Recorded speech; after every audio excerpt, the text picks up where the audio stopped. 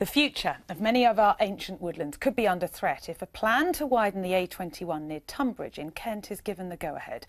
The case is being seen as a second test case of the government's new planning guidelines, which place a presumption in favour of sustainable development. Now, could the outcome signal a more precarious future for our woodlands? In a minute, we'll speak to the councillor who thinks the A21 road should get the go-ahead. But first, our reporter Bhavani Vadi went to the woods to look at the arguments being made to save them.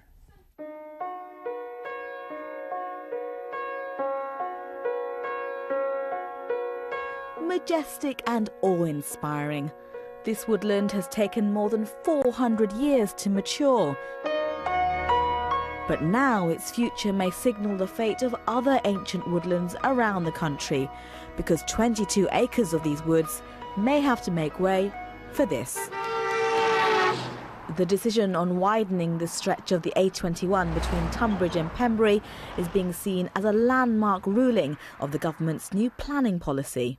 We're concerned that this will set a precedent for other schemes where, again, there are other options, the destruction is avoidable. So we don't want to see too many decisions coming out that lead people down this route to think, oh, the easy option is to destroy the ancient woodland. We're worried it's becoming the soft target as a result of this focus on in the new national planning policy. The first major test of the national planning policy framework also centred on ancient woodlands in Kent, and its outcome last week has got campaigners worried because they lost their fight to stop the destruction of 80 acres of oaken wood near Maidstone to make way for a quarry expansion. They had tried to force a judicial review of the decision made by the Secretary of State for Communities and Local Government, Eric Pickles. The Pickles decision has basically served a potential death sentence on every single bit of ancient woodland in this country. No ancient woodland is now safe. This is a massive national crisis, and I know the Liberal Democrats within the government are hugely concerned about this. I would just hope now that the Conservatives would start, who after all meant to care about the preservation of natural England, would start to really realise what this decision by Pickles really means. Conservationists say nothing can make up for destroying this habitat, as it's taken centuries to evolve. Some parts of the woodlands around the A21 may also be designated as a site of special scientific interest. But this fight is not just a matter of protecting the environment. It just seems that they've taken the easy option and taken out what is irreplaceable ancient woodland. Quite often road widening, road expansion is a short-term fix. There have been studies that have shown that very soon after the road widening, the transport expands to fill the capacity available. We'd rather see a more holistic solution, whether that was public transport or tunnelling. A public inquiry into whether to create a dual carriageway on this section of the A21 finished this summer. While the government says it could bring £400 million worth of economic benefits, opponents argue this is the wrong approach. There is also an argument that woodlands themselves bring their own economic benefits.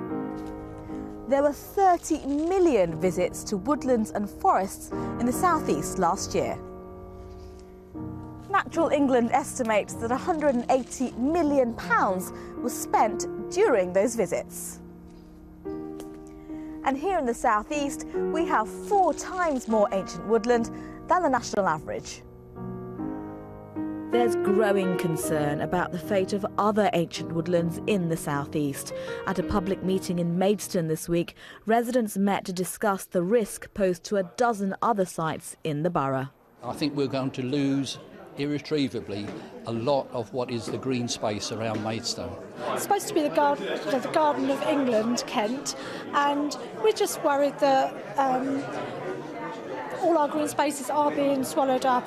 The final decision over the A21 expansion is due in the next few months.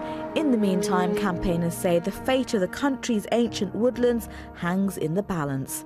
Will the government's planning reforms mean economic interests will always take priority over the environment, however rare and irreplaceable it may be?